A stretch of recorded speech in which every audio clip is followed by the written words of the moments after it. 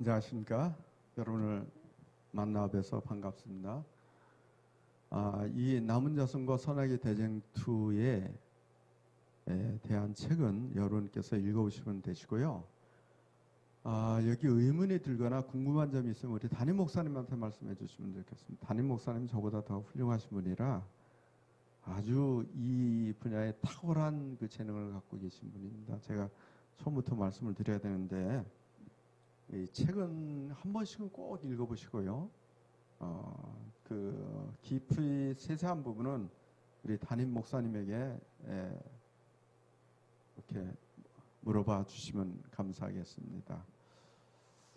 제 옷은 계속 옷은 똑같지만 녹화 때문에 하루에 다 하는데 넥타이만 바뀌어서 화수목금을 이렇게 변경하는데 이해해 주시기 바랍니다. 저분은 뭐 옷이 하나밖에 없나? 예, 하나밖에 없습니다. 지금 가져온 게. 자, 넘어가겠습니다. 요한계시록 12장 7절에 용이 여자에게 분노하여 돌아가서 그 여자의 남은 자손 곧 하나님 계명을 지키려며 예수의 증거를 가진 자로 더불어 싸우려고 바다 모래 위에 서 있더라. 그렇죠. 전투가 벌어지는 모습들을 보게 됩니다. 여기에 보면 남은 자손, 하나님께서는 특별히 마지막 남은 자손입니다.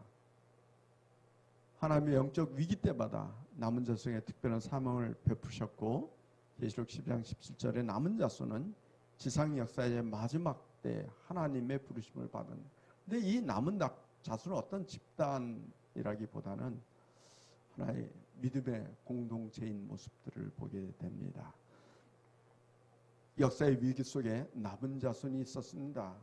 특별한 사명을 부르신 신앙 공동체이죠. 우리 제7안식일 예수주님께 탄생의 이유도 우주적인 천지창조로부터 시작해서 그 배경을 두고 있고요. 그래서 제7안식일 예수재림교회 그리고 1844년 대실망 후에 하나님에 대한 기별을, 재림에 대한 기별을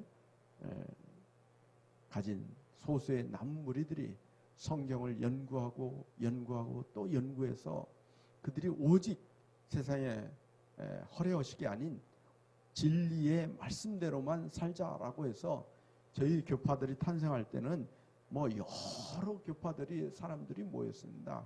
장로교, 침례교, 크리스천 사이언스. 그래서 모든 교파들이 모여가지고 자기들이 가지고 있는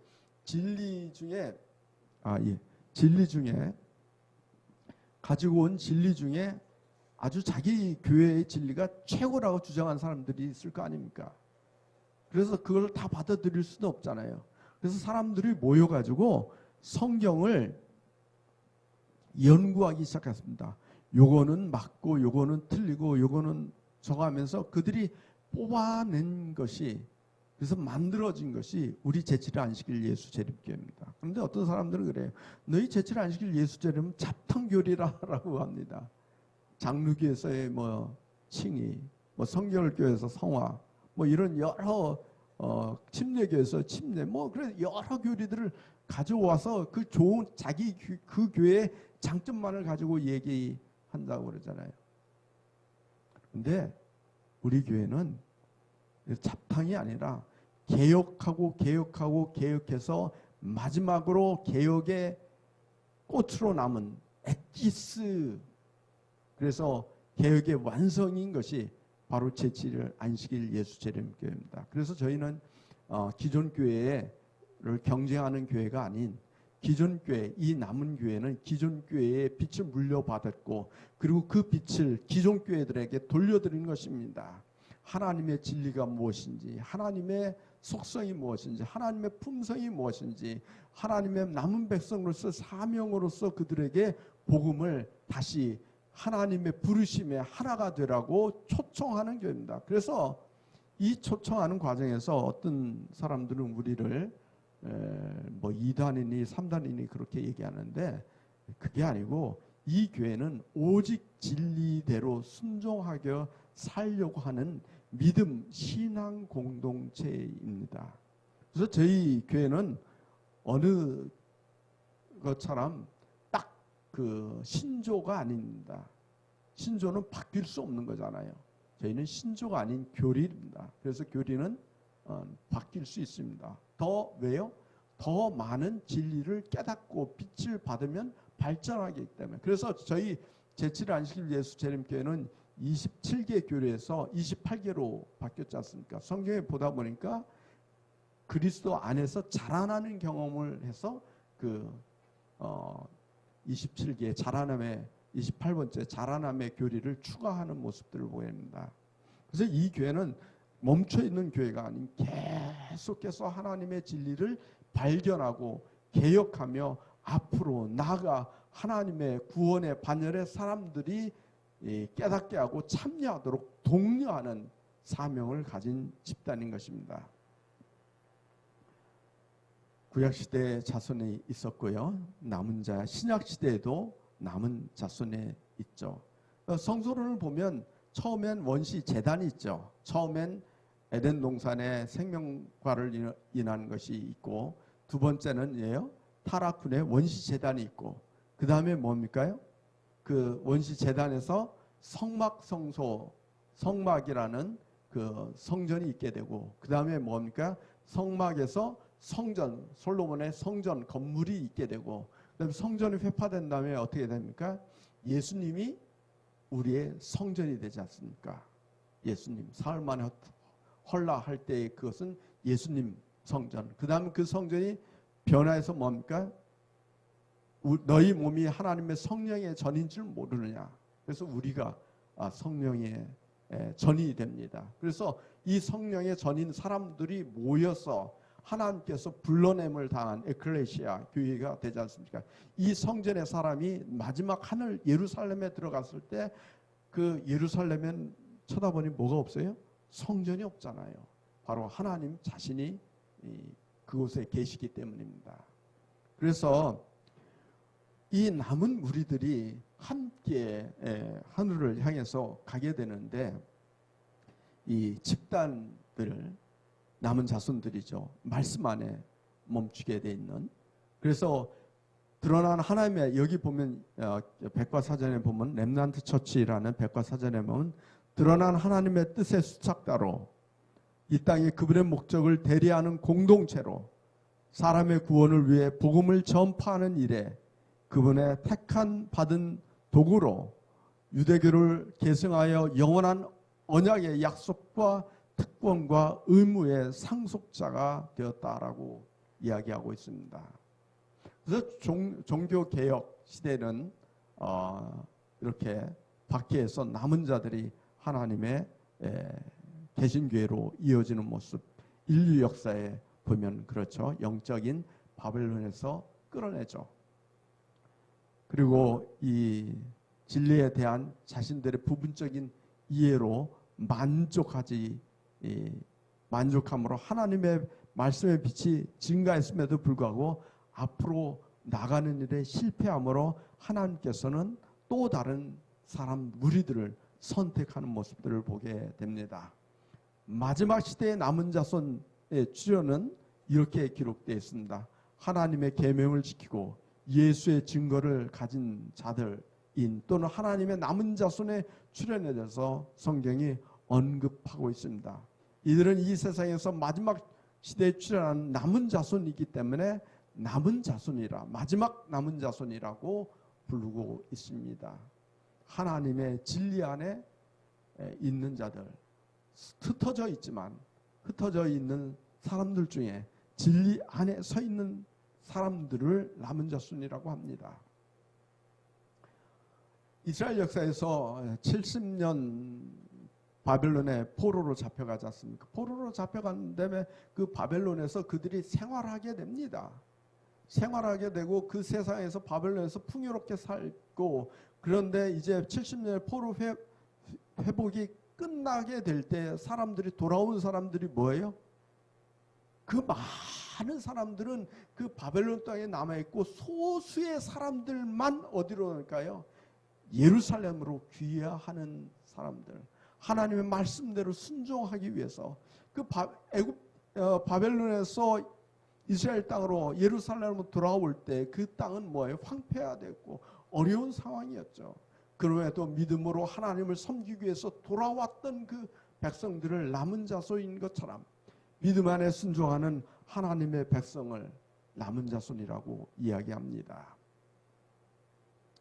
남은 자손, 많이 남아있다는 것이 아니라 진리 안에 남아있다는 것을 이야기합니다. 그래서 남은 자손은 찌끄러기가 아닌 것입니다. 아주 소수의 정의의 부대, 말씀으로, 믿음으로, 기도로 똘똘 뭉친 사람들을 하나님의 진리 안에 남은 자라고 합니다. 여기 보면 백과사전 렘넌트 처치에 보면 하나님의 은혜로운 구원의 선물을 받으라는 이 세상을 향한 그분의 최후의 호수를 선포하도록 지명된 남은 자손, 마지막 남은 자손이다. 우리는 이 세상에 하나님의 구원을 전포하는 그런 선물을 받으라는 사명을 가진 자입니다. 하나님의 구원은 성경으로 믿음으로 말미암는 하나님의 구원의 진리는 성경으로 다 이미 이루어졌습니다. 우리에게 주어진 것은 그 진리대로 사람들을 살라고, 그리고 하나님께서 사단과의 전쟁에서 우리가 어떻게 살아가야 하는지 사단의 전쟁 전략을 보여주면서 하나님의 진리로서 살아가는 가라고 사람들을, 자는 자들을 깨우는 자인 것입니다. 여러분, 열처녀의 비유 있잖아요. 지혜로운 다섯처녀, 미련한 다섯처녀. 오늘날 이 세상의 많은 교회들은 다 지혜로운 처녀라고 얘기하는데 실은 미련한 15처녀인 것입니다. 열처녀와 지혜로운 다섯처녀와 미련한 다섯처녀, 이 처녀들의 똑같은 현상은 자는 현상입니다. 그런데 지혜로운 다섯처녀는 구원받고 미련한 다섯처녀는 구원을 못 받습니다. 그런데 성경을 읽다 보면 저는 의문이 듭니다. 이 구원의 누구의 문제일까? 여러분, 무엇이 문제입니까? 예수님이 더디 오심이 문제입니까? 예, 문제죠. 그러면 예수님이 일찍 오시면 어떻게 됩니까? 다 구원을 받을까요? 아닙니다. 여기는 함정이 있습니다. 지혜로운 다섯처녀와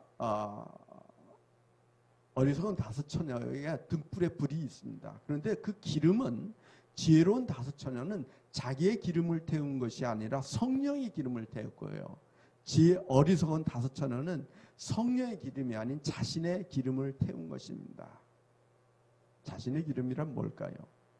오늘 교회에 보면 많은 집사님들이 무엇을 하다, 지금은 이제 밥을 안 하지만 예전엔 밥을 하던 시대에, 청소를 하던 때 뭐라고 얘기합니까? 왜 나만 시켜? 내가 없으면 교회가 안 돌아가. 그래서 자기 중심의 사람들이었습니다. 그 사람은 교회의 일을 하는데 그 모든 것이 뭡니까? 자기입니다. 자기의 영광을 드려. 그래서 사람들이 자기를 안 알아주면 화를 내고 성질을 내고 그러지 않습니까? 지혜로운 다섯처녀는 뭐예요? 누가 일을 하든 누가 뭐를 하든 묵묵히 일을 하는 것입니다. 자기에게 영광을 돌리지 않은 거예요. 오늘날 어리석은 사람은 열심을 내지만 누구의 열심을 내는 거예요? 자기 인생을 태우며 열심을 내는 것입니다. 가짜 기름인 것입니다. 그런데 하나님의 성령의 은혜를 받은 사람은 열심을 내는데 자기 열심이 아니에요. 하나님의 성령의 기름을 태우기 때문에 일을 해도 뭐하지 않아요? 피곤하지 않은 것입니다. 불평이 없어요. 하나님의 은혜예요. 모든 것이 하나님의 은혜입니다. 그러나 자기 인생을 태워서 교회에 봉사하는 사람은 무엇입니까? 사람들의 체면 때문에 어쩔 수 없이 끌려 나오는 것입니다. 양과 염소의 비유처럼요. 예수님 내가 언제 당신을 찾아가지 않았습니까? 항의하지 않습니까? 분명히 자기는 찾아갔는데 찾아가긴 찾아갔습니다. 그런데 어떤 마음으로 찾아갔을까요? 감사하는 마음으로, 불쌍한 마음으로, 측은한 마음으로 찾아간 거 아니에요. 자기 생색을 내기 위해서 찾아갔습니다. 도리어 찾아가서 뭐합니까? 그를 찾아가서 그 감옥에 갇힌 사람을 위로한 것이 아니라 뭐예요? 자기 자랑만 실컷 하다가 오는 것입니다. 그래서 감옥에 갇힌 사람이 위로를 받은 것이 아니라 스트레스를 만땅 받아버린 것입니다. 이 남은 자손은 자기 의지로 이 세상을 향하여 나가는 것이 아니라 이 잠자있는 어리석은 처녀와 같은 그 사람에게 이야기합니다. 어떤 불을 태우라고요? 하나님의 성령으로 기름을 받아서 너의 인생의 불을 태우지 않고 성령의 믿음의 불로 태우라고 그들에게 요구하는 것입니다. 그들을 흔들어 깨우는 자들인 것입니다.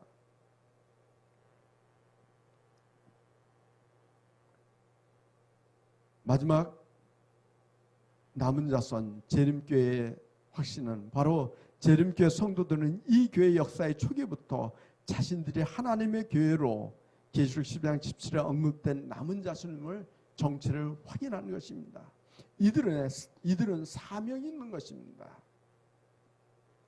대천사의 기별을 대담하게 선포하는 것이죠. 이 남은 자들의 여기 질문을 보면 남은 자손의 구원을 위해서 선택받은 무리가 아닌 사명을 위해서 선택받은 무리다. 오늘날 많은 사람들이 구원을 위해서 선택을 받았지만 남은 무리로서의 선택, 사명을 받은 사람들은 아니라는 것입니다. 우리는 세상에 사람들이 믿음으로 말미암아서 다 구원을 얻는다고, 예수 믿으면 무조건 구원을 얻는다고 이야기하죠. 맞습니다. 구원을 얻은 그 사람들에게 우리는 다시 한번 더 외치는 것입니다. 믿음으로 구원 얻는 것은 맞습니다. 은혜로 구원을 얻는 것은 맞습니다. 그러면 구원을 얻었다면 하나님의 말씀대로 성령의 인도대로 삶을 살아가십시오. 하나님의 품성이, 하나님의 형상이 당신의 마음속에, 당신의 삶 속에 온전히 이루어지도록 하십시오. 그것이 우리의 사명인 것입니다. 그들로 하여금 진리 안에 거하도록, 하나님의 품성을 닮아 삼아 가도록 그들을 깨우치기 위해서 우리는 사명을 받았기 때문에 우리는 이 온 세상에 복음을 전합니다. 어떤 사람이 그래요. 우리는 구원을 받았는데, 믿음을 구원 받았는데 왜 우리한테 복음을 전하십니까? 그러는 일반 기독교인들을 만나지 않습니까? 그들에게 우리는 분명히 외치는 것입니다. 예, 맞습니다. 믿음으로 구원을 받았습니다. 그러나 중요한 것은 믿음 안에 거하는 삶을 살기를, 그리고 사단이 이러한 전략이 있으니 이 전략에서 벗어나는 그들의 올바른 길을 가르쳐주는 의무가 있기 때문에 당신에게 얘기합니다. 우리는 이 세상의 사람들과는 다른 교리를 가지고 있습니다. 이 세상은 뭐예요? 지상의 천국, 모든 세상을 복음화해야 된다는 의무를 가지고 있지만 우리 제7일 안식일 예수 재림교회는 모든 사람이 구원이 아닌 구원을 받은 자들로 하여금 뭐하네요? 진리 안에 살도록, 그들로 하여금 하나님의 말씀 안에 거하도록 깨우치는 사명을 우리에게 받았기 때문에 그들에게 복음을 전하는 것입니다. 교회는 가시적 교회와 비가시적 교회죠. 우리 눈으로 확인할 수 없는 무형의 교회, 눈으로 보이는 유형적 교회가 있습니다. 성전이 있잖아요. 어떻게 해요? 우리 몸이 성전이지 않습니까?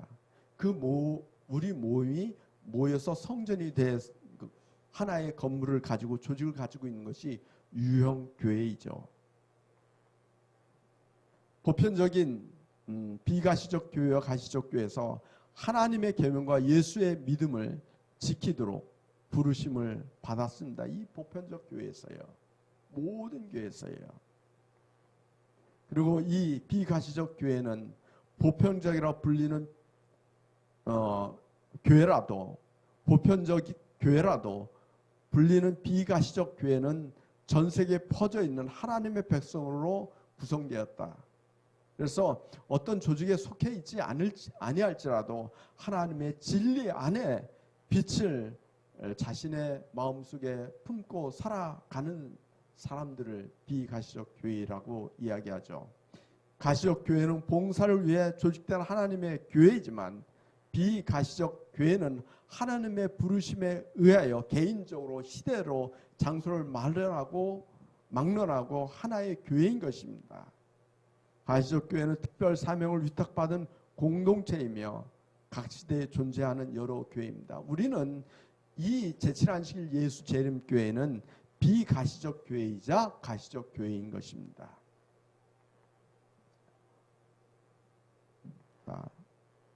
자, 남은 교회의 특징에 대해서 좀 생각해 보겠습니다. 마지막 남은 교회에 가지고 있는 세 가지 특징이죠. 하나님의 계명을 지키며 예수의 증거를 지키고 예수의 믿음을 지키는 사람입니다. 하나님의 계명, 십계명을 온전히 지키는 것이죠. 천지 창조, 태초에 하나님이 천지를 창조하시니라. 그래서 안식일을 기억하여 온전히 지키라는, 오늘날 이 세상에 십계명을 깨트려서 뭐합니까? 주의를 지키고 온전히 계명을 지키지 않는 자들에게 계명을 지키라고 얘기하고 있습니다. 그리고 말씀대로 살라. 성경을 뭐예요? 구약은 뭐 이스라엘 거니까 안 받아들이고 신약은 받아들이는 그런 사람들, 그렇죠? 그리고 성경의 말씀을 어떤 사람은 어떤 말씀은 위대한 말씀이고 어떤 말씀은 위대하지 않다라고 생각하는 사람들에게 성경은 모든 66권은 동일하게 하나님의 권능을 받은 계명이고 어떤 하나도 소중하지 아니한 것이 동등하다고 이야기하고 있습니다. 예수의 증거를 가졌다. 이 예수의 증거는 예수님께서 가지신, 하나님께서 특별히 주신 예언의 말씀, 성령의 은사를 우리가 가지고 있는 교회라는 것입니다. 그리고 예수의 믿음을 지키는, 예수님께서 가졌던 그 온전한 믿음을 지키는 것입니다. 계명의 목적, 남은 교회의 특징 중에 하나님의 계명 준수의 목적은 뭐합니까? 신앙 공동체로 하나님의 계명을 존중하고 그것을 준수하는 것은 어떤 율법적인 의미가 아니라 참된 신자의 마음으로서 하나님과 그분의 품성에 계신 것입니다. 명령이 아니라, 의무가 아니라 하나님의 백성이기 때문에, 하나님을 사랑하기 때문에 그분을 순종한다는 것입니다. 그 대쟁투의 핵심 중에 하나는 하나님의 율법입니다. 사단은 뭐예요? 하나님의 율법은 지킬 수 없으니 그것들을 바꾸고 깨부시고 자기 나름대로 만들지 않습니까? 우리는 문자 그대로 하나님의 율법을 지키는 것입니다. 어느 분이 저한테 얘기하셔요. 아이고, 안식일교회는 왜 그렇게 힘들게 안식일 날 지키려고 그렇게 노력하십니까? 그래서 저는 그분한테 그래요. 아니 성도님, 왜 그렇게 어렵게 말씀대로 지키면 되지 그걸 꽂혀가지고 일요일로 성경에도 없는 것들을 만들어서 지키려고 그렇게 노력하십니까? 말씀 그대로 지키면 간단하지 않습니까? 그래서 그걸 만들려고 변명을 달고 왜 그렇게 하십니까? 지키면 지키라고 그게 그렇다면 지키면 되는 거 아닙니까? 그걸 위해서 여러 논리를 만들어내고 참 힘듭니다. 근데 하나님의 율법에 대한 전쟁은 하늘에서 시작되었죠. 모든 사람은 하나님의 율법과 사람의 율법 중 어느 하나를 지키라는 요구를 선택하게 될 것입니다. 하나님의 남은 자손의 계명을 지키는 이유, 예수님이 지키신 이유와 동일하고요. 자기 자신을 위한 것이 아니고요. 오직 아버지의 영광을 위해서 지키고 사단의 주장을 반복하고 하나님의 율법을 옹이하기 위해서 지킵니다. 제가 이제 두 과를 하나로 하기 때문에 좀 빨리 하겠습니다. 예수의 증거, 예언의 신이죠. 예수의 두 가지 증거입니다. 예수의 증거인 예언의 신의 증거가 있고 또 하나는 예수에 관한 증거가 있고 예수에 대한 증거가 있죠. 예수 그리스도에 관한 증거, 다른 하나는 예수 그리스도 시작하여 선지자를 통해서 교회에 전해지는 증거죠. 성경이죠. 그리고 또 다른 하나의 증거는 예언의 신입니다. 예수의 증거는 대언의 예언이라. 그래서 요한계시록 19장 10절에 있는 선지자를 통해 교회에 전해지는 증거, 재림교에서는 예언의 신이라는 용어를 이야기하죠. 그래서 예수의 증거는 두 가지인데, 하나는 성경 66권을 통해서 주어진 것, 또 하나는 하나님의 성령을 통해서 우리에게 주어진 증거, 예언의 증거, 예언의 여러 증거들 중에 하나입니다. 예언의 신이란 하나님의 선지자를 통해서 사람들에게 주신 영감받은 기별을 의미합니다. 여기에는 성경도 포함되고 있습니다. 그렇지만 요한계시록 12장 17절의 예수의 증거는 남은 자손에게 특별한 증거. 그래서 이 성경은 구원에 대한 증거라면 예언의 신은 남은 자손의 사명에 대한 증거인 것입니다. 성경은 구원이 하나님께서 이루어졌다는 걸 강조하다면 예언의 신은 사단과의 투쟁과 그의 계략들에 대해서 이야기하고 있습니다. 성령 은사 중 하나는 예언하는 것이다. 이 은사는 남은 교회임을 확인하는 표징이며, 그것은 엘렌 화이트의 봉사를 통해서 이야기하고 있습니다. 예수의 증거와 남은 자손의 특징입니다. 예수의 증거. 화이트를 통해서 주신 예언의 신은 성경과 같이 영감에 의해서 주었다. 하지만 예언의 신의 기능과 역할은 구별되고 있는 모습들을 보게 됩니다.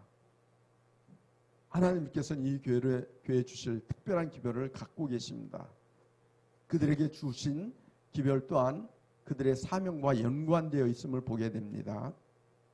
그래서 성경의 초점은 구속사역이고 엘렌 화이트의 초점은 우주적 대쟁투에 초점을 맞추고 있는 모습들을 보게 됩니다. 그래서 우리 제7안식일 예수 재림교회는 그 성경을 해석할 때 남은 자손으로서 대쟁투의 관점에서 보게 되는 것입니다. 그래서 우주에서 죄가 근절되기까지 있는 모습들을 보게 되고요. 남은 자손의 특징 중에 하나는 예수의 믿음입니다. 예수께서 소유하고 행세한 믿음입니다. 오늘날 많은 교회들은 예수에 대한 믿음에 대해서만 강조를 합니다. 예수에 관한 믿음.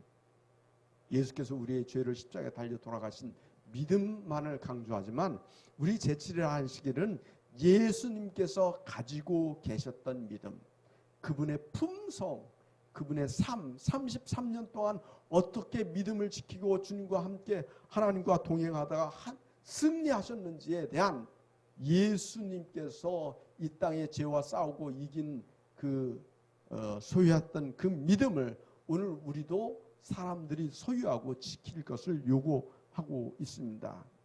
예수께서 소유하고 행하셨던 믿음. 그래서 남은 자손의 특징이라고 보기, 어떤 면에서는 예수에 대한 믿음은 남은 자손이 가지고 있는 특징이라 보기 어렵습니다. 예수에 관한 믿음은 일반 개신교회들도 많이 있습니다. 예수 믿으세요. 예수 믿으면 천국 가고, 예수 불신 지옥, 그렇게 얘기하지 않습니까? 예수에 관한 믿음이죠. 그렇죠? 그래서 많은 교회들은, 그러나 예수에 대한 믿음을 강조하지는 않습니다. 우리 제7일 안식일 예수 재림교회는 하나님의 품성을 강조하며 우리가 그리스도 안에서 자라남을 요구하고 있습니다. 기독교 내에서 우리 교단처럼 예수의 품성과 예수 안에서 자라남을 강조하는 교회는 없죠. 성결을 강조하죠.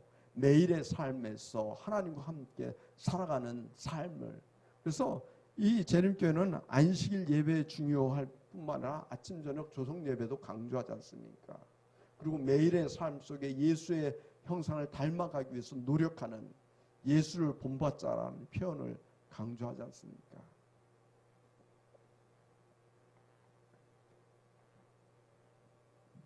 그리고 예수의 믿음과 사명 선포입니다. 예수님께서 소유하신 믿음은 어떤 믿음입니까? 그것은 믿음을 어떻게 행사하나, 다른 사람을 구원하고 하나님께 영광을 돌리고 마귀의 일을 명하는, 그래서 사명 성취에 예수님께서 이 땅에 하신 거죠.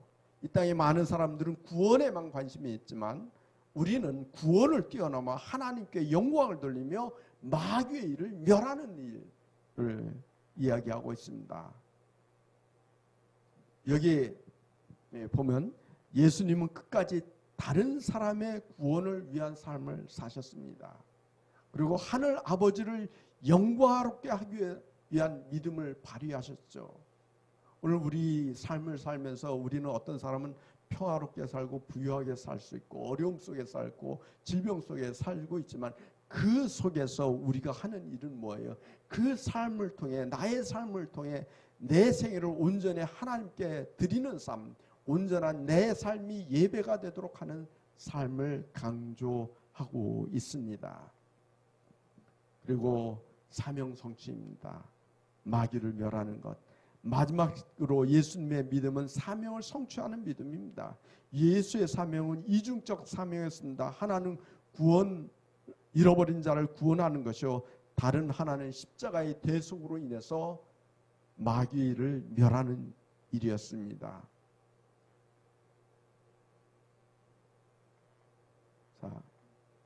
이 결론을 보겠습니다. 예수에 대한 결론, 믿음에 대한 결론. 마지막 남은 자손은 예수에 대한 믿음뿐만 아니라 예수의 믿음도 지키는 무리다. 예수의 믿음은 예수께서 이 땅에 계실 때 쇠하고 행하셨던 믿음을 의미한다. 예수의 믿음을 지키는 마지막 남은 자손은 예수께서 이 땅에 계실 때 행하셨던 믿음과 유사한 믿음을 행하는 무리이다. 이제 남은 자손의 특성이 그렇고요. 남은 자손의 사명에 대해서 좀 살펴보겠습니다.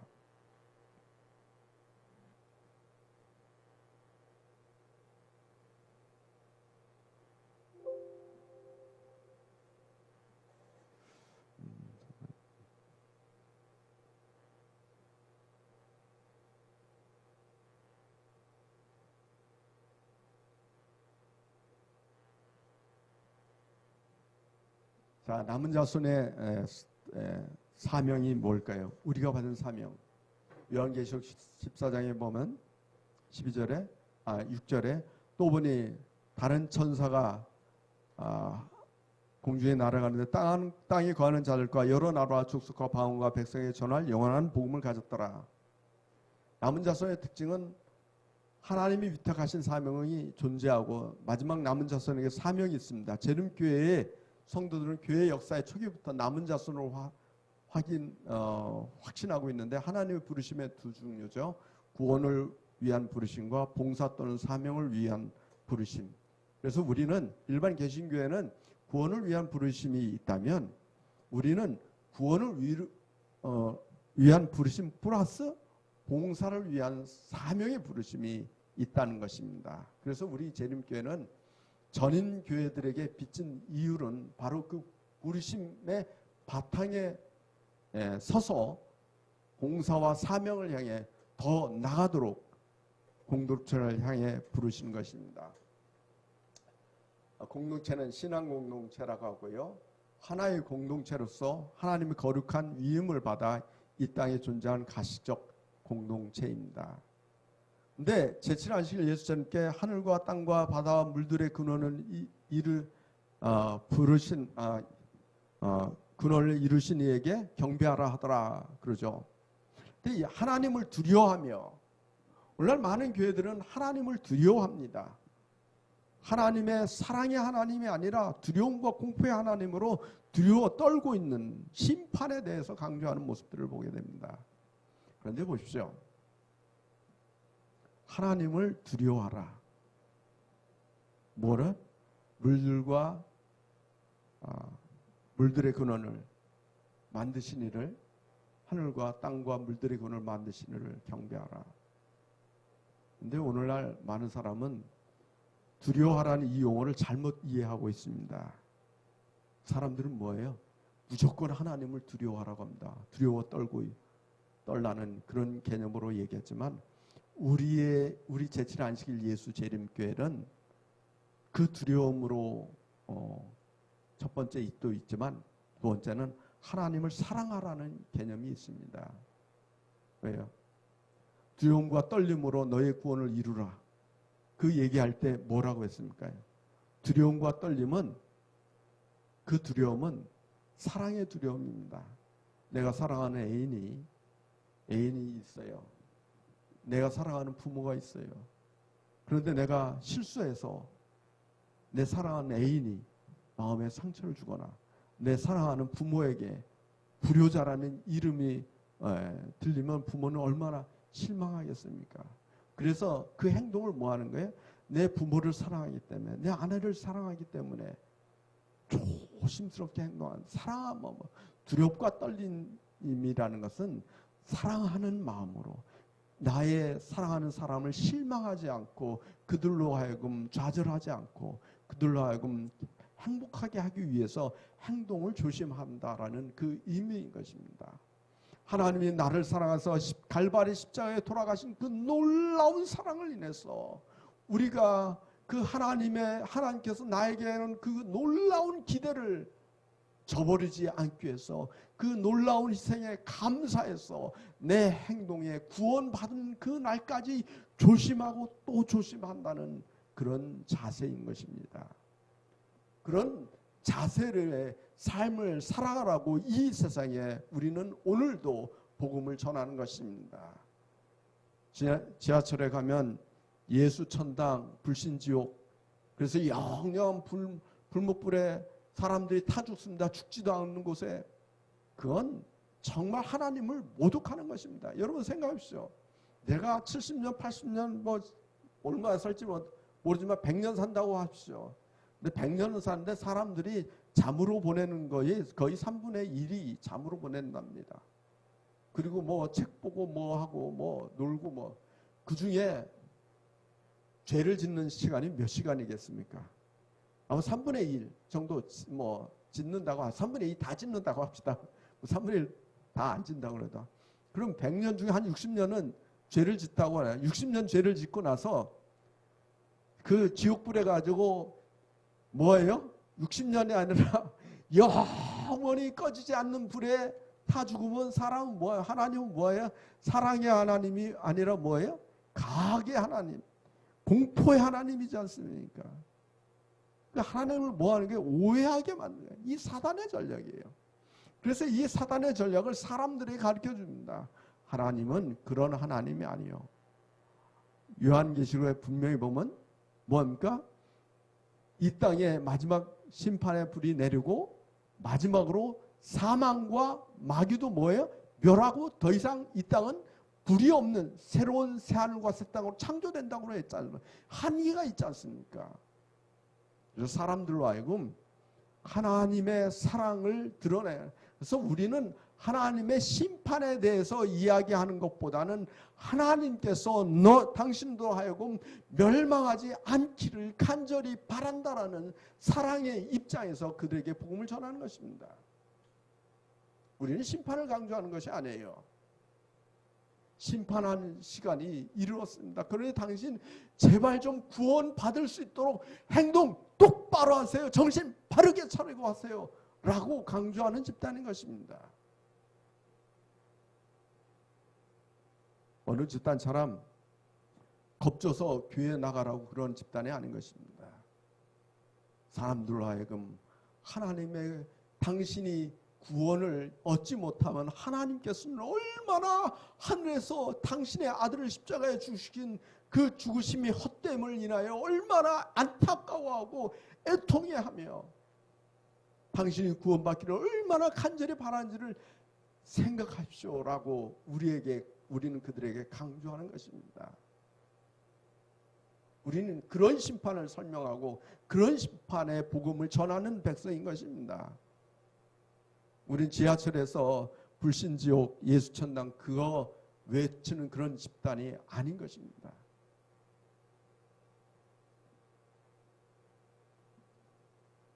여기 재림교회 공동체에 부르신 재림교회 신자들은 하나의 공동체로서 자신들을 모든 일을 회복하도록 하나님의 보내심을 받은 말라기 4장 5절 6절에 약속된 엘리야로 여긴다.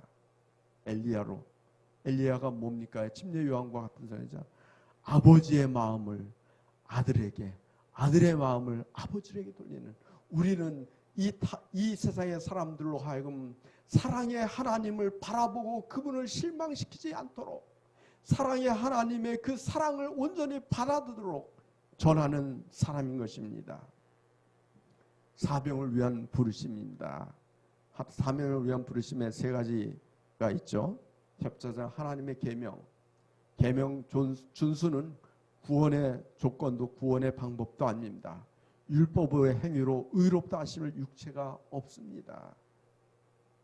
그렇죠? 우리는 하나님께서 구원해 주시기 때문에, 감사하기 때문에 그 감사의 표로 뭐합니까요? 그런 행동을 하는 것입니다. 사랑하는 부모를 실망시키지 않기 위해서, 부모님께서 나에게 비싼 등록금을 보내주셨는데 뭐예요? 그 등록금으로 공부는 안 하고 뭐합니까? 자기가 술집에서 술이나 처먹고 앉아있으면 그 부모의 뼈 빠져 고생한 것이 뭐합니까? 다 헛수고가 되잖아요. 근데 부모를 사랑하는 아이는 뭐합니까? 부모가 그 뼈 빠져 고생해 보내준 등록금을 인하여 뭐예요? 감사하면서 최선을 다해서 공부해서 성공해서 부모님께 뭐 하려고? 효도하려고 노력하지 않습니까? 우리가 계명을 준수하는 것은 이와 같은 정신인 것입니다. 도덕적 율법은 그것을 범한 자를 의롭게 할 수도 없으며, 또한 그것을 지키는 사람으로 하나님의 환심을 사게 하지도 못한다. 재림교회는 율법의 행위로는 구원을 받을 수 없음을 단언한다. 우리는 율법에 구원이 없다는 사실을 분명히 인식해야 한다. 그런데 우리로 하여금 율법주의자라고 합니다. 여러분, 저는 율법주의자를 할 때 저는 너무 감사하다고 그래요. 그들한테 도리어야 합니다. 아니, 율법을 지키려고 노력하는 게 뭐가 문제입니까? 율법을 지키지 않는 당신들이 문제죠. 그리고 율법을 파괴하고 엉뚱하게 조항을 만들어 하는 게 당신들이 문제 아닙니까? 율법을 지키려고 노력하는 자에게 율법주의라는 저거를 꽃가를 세우는데 그러지 마십시오. 우리와 같이 함께 하나님의 율법을 온전히 지키려고 하나님의 십자가를 생각하면서 함께 합시다라고 저는 얘기합니다. 우리가 남은 자손의 하나님의 계명을 지키는 이유는 위탁한 사명을 수행하기죠. 하나님의 계명을 온 세상에 지킴으로, 그들로 드러내게 강조함으로 하나님의 법 아래 서도록 하기 위한 것입니다. 남은 자손의 세 가지 특징 중에 두 번째, 예수의 증거입니다. 하늘로 온 기별이죠. 구원에 대한 지식이 아닌 것입니다. 인류의 구원을 위해서 성경에는 다른 기별이 필요한가? 필요하지 않습니다. 예언의 신은 구원의 지침서가 아니고 사명 완수의 지침서입니다. 그래서 어떻게 하면 이 세상에서 마지막 사단과의 싸움에서 지키고 살아나갈지, 승리할지에 대한 이야기인 것입니다. 그리고 그리스도인으로 어떻게 삶을 살아가야 할지. 화인여사에 보면 예전에 그러잖아요. 지금은 자전거가 비싸지 않았지만 그 당시에 자전거 하나 사려면 부자들이나 타는 것이고, 이 몇 년치 월급을 모아야만 자전거 하나 살 수 있는 시대입니다. 그래서 그 당시 사람들에게 맞게 뭐예요? 자전거를 사지 말라. 허영심에 의해서 자전거를 사지 말라고 그랬습니다. 차라리 그 자전거 살 돈으로 너의 가족들을 더 풍요롭게 하고 이웃들을 풍요롭게 하라고 한 것입니다. 그런 세상의 풍요에 빠져서 너의 사명 완수하는 일에 실패하지 말고 사명 완수를 위해서 우리의 삶을 어떻게 살아가야 하는지를 가르쳐주는 그런 진리가 있는 모습 보게 됩니다. 남은 자의 세 가지 특징 중 하나는 예수의 믿음입니다. 주 예수를 믿으라. 그리하면 네가 구원을 얻으리라. 구원은 예수를 믿음으로 얻게 되는 하나님의 값없인 선물입니다. 그런데 우리는 그 구원을 뛰어넘어 수여하고 행하셨던 예수님, 33년 반 동안 이 땅에 행하셨던 예수님 아버지에 대한 그 확신, 구원의 확신, 예수님께서 어떻게 확신을 가지고 삶을 살아고 사람들을 구원했고 사람들에게 복음을 전했는지, 그리고 구원의 길로 인도하셨던 그 같은 행동을 우리가 하라는 것입니다. 그런 사명으로 위탁받았다는 것입니다. 남은 자손의 사명은 특별한 사명을 포함하고 있습니다. 그 외에 주어진 특별한 세상 사명입니다. 율법의 보관자가 되고 당신의 품성을 세상에 옹이하도록 부르심을 받았습니다.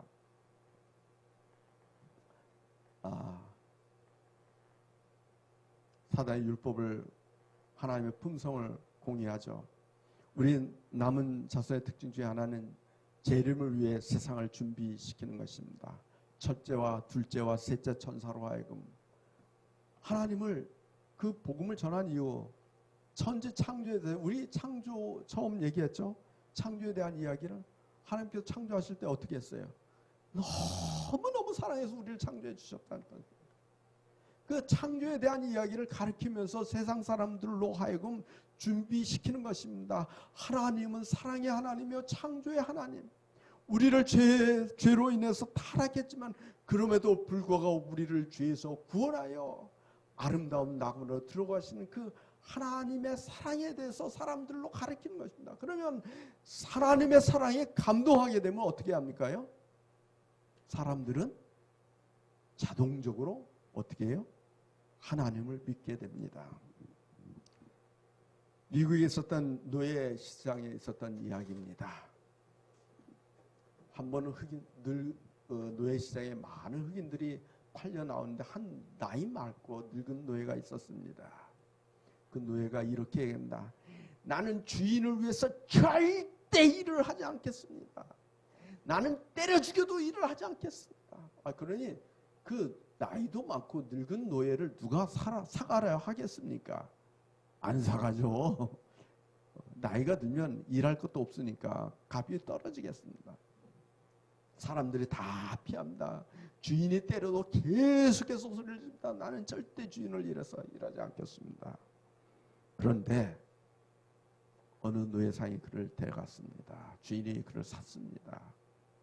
그리고 그 주인이 노예한테 이야기합니다. 당신은 이제 자유니 당신 마음대로 하시라고. 그런데도 뭐예요? 그 말을 믿지 않고 나는 당신을 위해서 절대 일을 하지 않겠습니다.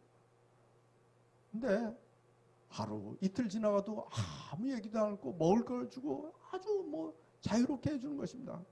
잠을 자도 낮잠을 자도 어디를 가도 아무 건드리지 않는 거예요. 그렇게 하루 이틀 계속 가다가 보니까 그 주인이 노예는 저 밑에서 밥상을 먹고 주인은 여기서 먹고 그런데 그 주인은 그렇게 하지 않은 거예요. 주인과 노예가 같은 밥상에서 같이 밥을 먹는 것입니다. 그렇게 시간이 지나가자 그 죽어도 주인을 위해서 봉사하지 않겠다는 노인이 주인을 위해서 제일 먼저 일어나서 청소하고 설거지하고 일하고 자발적으로 하게 되는 것입니다. 왜 그렇습니까? 주인이 주는 자유와 행복, 그 사랑을 온전히 깨달으러 알았기 때문인 것입니다. 오늘 우리 제7회 안식일 예수 재림교회들은 세상에 복음을 전할 때 이와 같은 정신으로 사람들을 감동시켜서 하나님의 진리 안에 들어오도록 하는 것이 우리의 목적인 것입니다. 이것이 세천사의 기별인 것입니다. 그래서 그들로 하여금 들어온 사람들로 하여금 하나님의 사람으로 거듭나게 해서 자라나서 그리스도의 품성의 영광까지 이르도록 하게 하고 그리스도 안에 삶을 살아가는 방법을 가르쳐 배우도록 하는 것입니다. 세천사의 마지막 기별은 하나님의 성도들을 표상한다. 그렇게 이야기하고 있습니다. 하나님께서 이러한 분명한 목적을 가지고 이 기별의 수탁자 또 옹호자로 제7회 안식일 예수 재림교회로 알려진 하나의 운동을 일으켰다. 운동이란 용어가 독특한 기별을 지닌 이 공동체의 본질적 속성과 목적을 정확히 드러낸다고 믿는다. 운동이에요. 같은 무브먼트입니다. 함께 하는 것입니다. 운동하는데 자기 혼자만 합니까요? 재미가 없죠. 그런 운동을 있을 수 있어요. 그런데 골프예요. 자기 혼자 치는 거죠. 그런데 그 골프도 옆 사람하고 경쟁해야 재미가 있습니다. 뭐 게임 보십시오. 게임도 뭐 합니까요? 자기 혼자 할 수도 있겠죠. 그러나 같이 해야 하는 것입니다. 더 신이 나서 할 수 있는 것이죠. 재림을 위한 세상을 준비시킨다는 것은 무엇인가? 모든 사람이 구원을 받을 수 있도록 준비시키는 것이 아니라 이미 악인은 멸망을 예언되어 있기 때문에 모든 사람이 회개하도록 구원받는 것이 아니다. 세상 사람들로 하나님이 어떠한 분인지 분명히 깨닫게 해주기 위한 것을 해주는 것을 의미한다. 하나님이 어떤 분이신지 깨닫게 될 때, 그리고 사단의 주장과 정책이 드러낼 때 자유의지를 가지고 섬길 자를 스스로 택하게 된다. 마지막 경고 세 천사의 기별은 마지막 경고입니다. 이 기별을 전한 천사들은 하늘의 천사가 아닌 이 땅에 하나님의 선택받은 기별자인 남은 자들입니다. 이 세상을 전할 때 노아 홍수 때도 그랬지 않습니까? 노아가 복음을 전했지 천사가 내려와서 복음을 전하지 않았습니다. 그렇죠.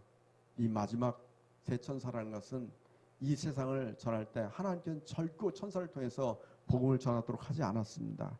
인간을 통해서 복음을 전하도록 하셨죠. 그래서 마지막 세 천사는 우리들이 되어야 하며 하나님의 사명을 받은 자인가 세 천사인 것입니다.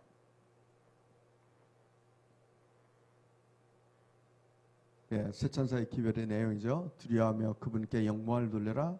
천지를 창조하신 하나님을 경배하라. 오늘날 세상에 진화론이 판을 치죠. 진화론 개념에서 옵니다.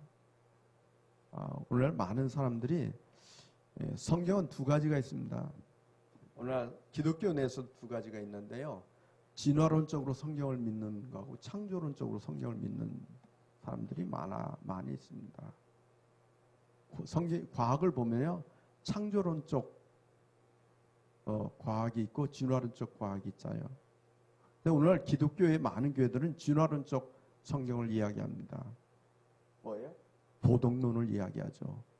도덕은 우리를 구원하는 게 아닙니다. 도덕 잘 지켰다고 구원하는 거 아니죠. 우리는 하나님의 은혜로 가죠. 그래서 우리는 제칠 안식일 예는 도덕을 강조하지 않습니다. 창조를 가져왔습니다. 하나님의 은혜를 강조합니다. 하나님의 사랑을 강조합니다. 그런데 오늘 많은 사람들의 설교들을 이런 거 보면 진화론적 목사님들이 설교를 해요. 도덕이 예수 그리스도의 십자가의 사랑과 이것들이 빠져 있죠. 그러나 우리 제칠 안식일 예수 재림교회는 철저하게 이름부터 창조입니다. 처음부터 시작해서 끝까지 창조를 가리키고 있는 모습들. 이 욥기를 보십시오. 욥기의 욥기가 고난을 당하게 될 때 한 이야기가 뭡니까? 사람들이 이야기할 때 도덕론을 얘기하죠. 네가 언제 어디 가서 뭐 숨었기 때문에 뭐 했기 때문에 그렇게 얘기하잖아요. 죄 지은 게 있기 때문에. 처음엔 다 위로하다가 나중엔 도덕으로 그를 이야기하잖아요. 책망하고 너가 어디 가서 또 몰래 숨긴 은밀한 뭐 죄 때문에 그러다. 그런데 욥과 하나님과 대답할 때는 하나님은 동문서답하십니다. 야, 네가 이 해달별을 창조할 때 네가 거기 있었냐? 너 리와에서 저거 할 때 바다에 저거 할 때 저거 있었냐? 욥이 대답할 수 없는 것 얘기합니다. 뭡니까? 하나님의 창조와 능력. 그래서 너의 구원은 뭐로 일한다? 하나님의 은혜로 일한다. 창조주의 능력을 온전히 신뢰하고 이 세상의 싸움은 선악의 싸움인데 도덕적인 싸움이 아니야. 이 세상 싸움은 실은 싸움은 누구와 싸움이야? 하나님과 사단과의 싸움이야. 그러니까 네가 이 사단과 싸움을 이기기 위해서 어떻게 해야 돼? 이길 수 있는 유일한 방법은 하나님의 편에 서서 하나님께서 주시는 전신갑주를 입고 믿음으로 하나님의 구원하신 그 구원을 받아들이라는 것입니다. 그리고 하나님께 주신 축복을 마음껏 누리라는 것입니다. 근데 오늘날 많은 기독교인들은 뭐예요? 뭔가를 자기 스스로 열심히 뭔가를 하려고 노력하고 강조하지 않습니까? 무너졌도다 무너졌도다. 큰 성 바벨론이여 모든 나라를 그 음행으로 인하여 진노의 포도주로 먹이던 자로다. 왜 무너집니까? 인간이 쌓은 바벨, 인간이 쌓은 탑. 그 당시에 바벨론은 바벨탑을 쌓을 때 바벨론은 탑이 아니에요. 도시의 거대한 도시 위에 도시로 쌓습니다. 그 위에 들어가면서 그 사이에다 뭐예요? 방을 만들고 자기의 이름, 건축자의 이름과 우상을 섬기는 자. 철저하게 우상을 섬기는 것입니다. 자기 이름을 높이는 것입니다. 자기 이름을 어디까지 높이느냐? 하나님 끝까지 높겠다는 거예요. 교만의 극치이죠.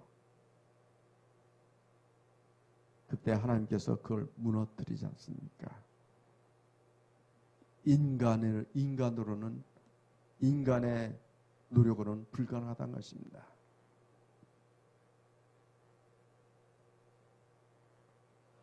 바벨론의 표징과 상징. 바벨론은 사람이 만든 모든 거짓 예배 제도를 상징하고요. 바벨론은 그런 제도를 옹호하고 유지하는 배도한 교회를 상징한다고 합니다. 음행은 국가의 권력과 결탁, 포도주는 이단적 가르침을 상징합니다.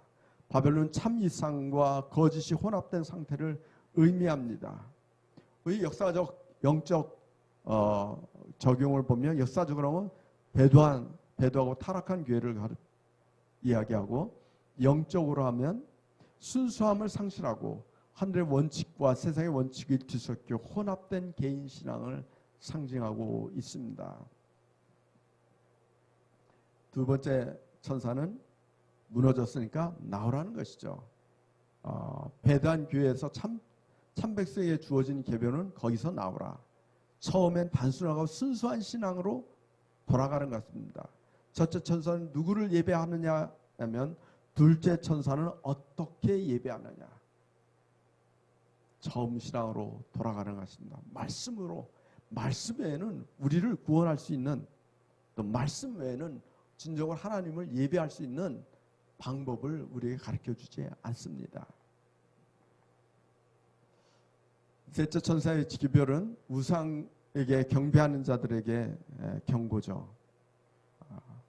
이 땅의 마지막 사단의 대리자로 활동하는 존재임을 그 배도한 종교, 정치와 종교가 연합해서 하나가 되어 온전히 하나님의 창조의 역사를 방해하게 될 것입니다. 여기 보겠습니다.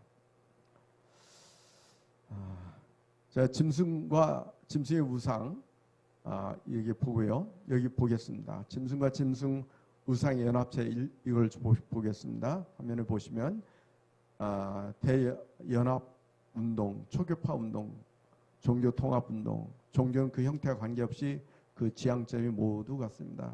제가 신학교에서 공부를 하다 보니까 장로교 하나님하고 감리교 하나님, 천주교 하나님하고 우리 교회 하나님하고 다르더라고요. 저도 그냥 하나님이라고 생각했는데 들어가니까 그게 다르더라고요.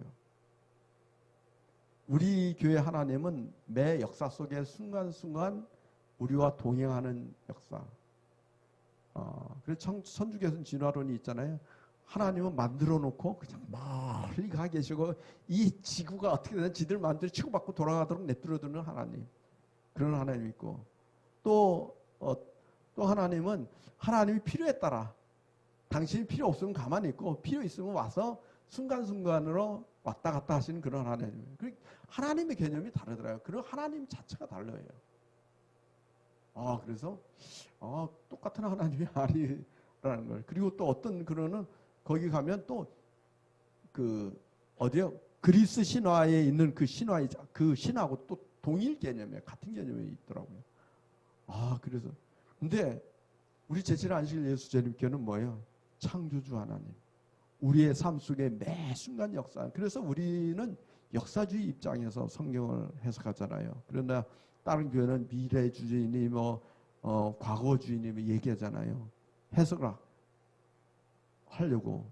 과거에 일어난 일이고 미래는 없고 미래에 일어날 일이고 과거는 아니다. 그런 식으로. 그리고 그러니까 또 하나님이 너도 나도 다 구원 얻으니까 종교가 있지만 다 서로 일맥상통하지 않습니까? 종교와 종교 연합 운동이 있습니다. 짐승 우상의 완성인데 그 연합의 핵심은 일요일입니다. 뭐 불교는 일요일 날 놀고 월요일 날 놀고 화요일 날 놀고 상관없거든요. 근데 이슬람도 가만히 보면 뭐합니까? 여기에 나중에 동행하는 모습들을 보게 됩니다. 종교연합, 교회연합, 종교연합, 종교와 정부의 연합, 공통부모는 일요일입니다. 주 5일제가 되면서 더 강화되죠. 하늘 가족의 대연합운동은 예수 그리스도께서 연합시키는데 타락하지 않은 하늘 천사와 다른 세계의 거민들과 하나님의 참 백성을 연합하게 됩니다. 우리가 다 구원받아서 하늘 백성들과 하나가 되는 것이죠. 창조주 하나님을 선포하고 유일하신 분으로 경배하고 연합의 핵심은 제7일 안식일입니다. 안식일, 창조주. 그래서 안식일 교회가 왜 중요하냐? 일요일 교회는 뭐 성경에도 없는 얘기죠. 우리 교회는 안식입니다. 창조주 하나님을 온전히 경배하라는 것입니다. 그래서 하나님과 연합하는 것이고 완전한 심판에 대한 경고입니다. 창조주를 경배하지 않고 짐승과 우상에 경배하는 자들에게 분명히 심판이 임할 것을 이야기하고 있습니다.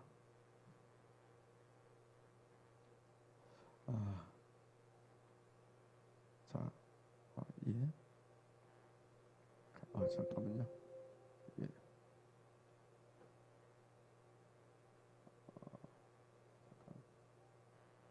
예, 하다 보니까.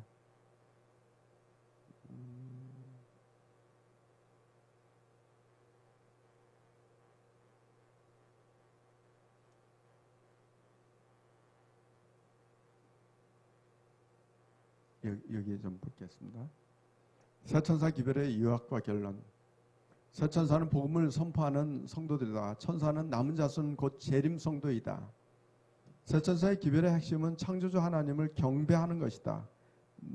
마지막 쟁점은 하나님과 짐승의 우상 중 누구를 영원한 예배대상으로 선택하는 것이냐는 것이다. 영원한 복음, 모든 피조물에게 복된 소식이 되는 하나님 자신을 의미한다. 그리스도의 영원한 구원은 타락한 인류를 위한 최상의 복음이며 복음의 일부분이다. 그리고 믿음으로 의롭다 하는 것은 받는 것은 자기 뜻으로 하나님의 뜻을 전적으로 굴복시킨다는 뜻이다. 자기 뜻을 하나님 뜻에 전적으로 굴복시킨다는 의미이다. 예배하는 것 또한 자신의 의지를 완전히 굴복시키는 것이다. 따라서 하나님의 유일한 경배의 대상이라는 셋째 천사의 기별은 믿음으로 말미암는 의의 기별이다. 세 천사의 기별은 참된 참복음이며 이것은 구원의 초청의 복음이 아닌 인류에게 복음의 원형 되신 하나님을 선포하는 복음이다. 그래서 남은 자의 손의 사명은 하나님께서 마지막 사명의 수행을 위해 남은 자손이라는 신앙 공동체를 부르셨다. 남은 자손은 하나님의 계명을 지키며 예수의 증거를 가지고 있으며 예수의 믿음을 지킨다. 남은 자손은 하나님의 율법을 회복하고 품성을 옹호하며 재림을 위해 세상을 준비시킨다. 그리고 세 천사의 기별로 하나님을 선포한다. 예수의 증거를 가지며 예수의 믿음. 오늘날 이 땅에 예수님의 믿음이 사라진 이 땅에 우리는 예수의 믿음을 온전히 지키며 그 사명을 회복해야 합니다. 그리고 그 사명을 가지고 세상을 구원하기 위해서 나가야 합니다. 기도하시겠습니다.